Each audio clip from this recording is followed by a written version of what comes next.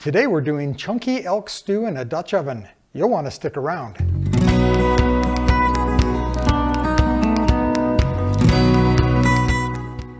Welcome back to Outdoor Skills Made Easy. This week I had a friend give me some elk meat, and I'm pretty excited to try it. We decided that we're going to do an elk stew in the Dutch oven.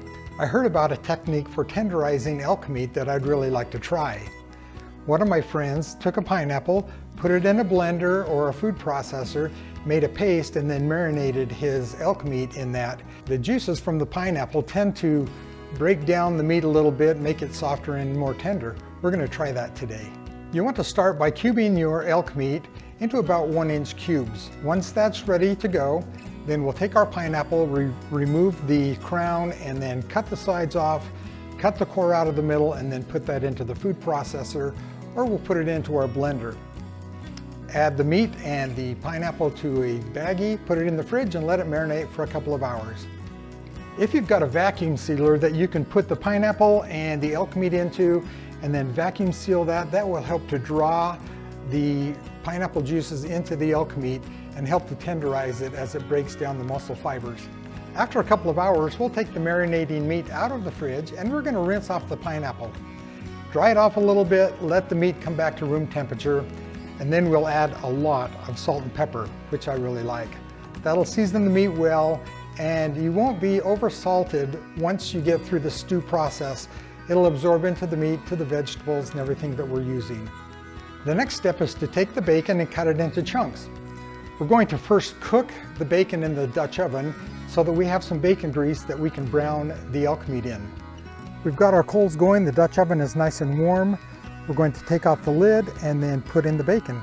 After we've cooked the bacon, then we'll brown the elk in the bacon grease. That should take about 3 to 5 minutes. When that's done, we'll put the bacon back in. We'll add the beef broth and the sage and all of our spices. We'll bring that to a simmer and let it cook for about an hour. Do you hear that sound? That means good food's coming. I believe our bacon's been cooking long enough that we've rendered some grease off of it. Let's open it up and see.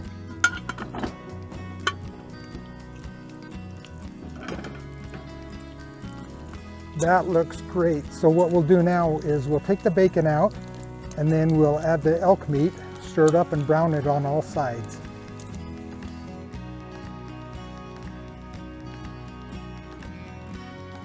Our elk chunks should be browned by now. Let's open it up.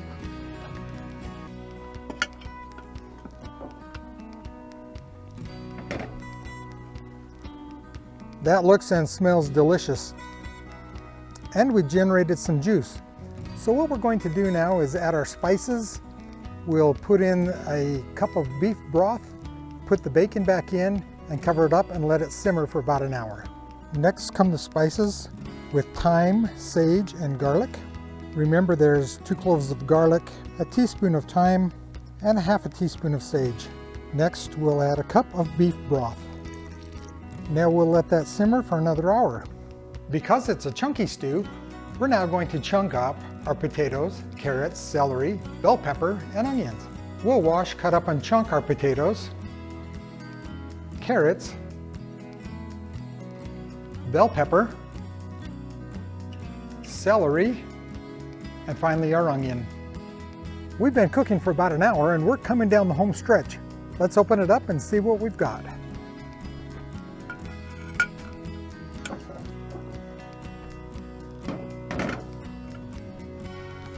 We've got some beautiful broth in there, and I can tell just by looking at it that the meat is starting to pull apart, so the pineapple really did its job, and it looks super tender already. We'll put in the vegetables now. That is a Dutch oven full of food. We're going to add a little bit more beef broth, put the lid back on, and let it simmer for another hour. We've been cooking for almost an hour. Let's check it out. Oh, that looks so good. Let's dish us up a bowl of that. A beautiful meal. Potatoes, carrots, onions, peppers, and some wonderful elk meat. We're going to enjoy this. I want you guys to look at this. The potatoes are perfectly done, and look how tender that meat is. It's ready to just fall apart. Can't wait to try it.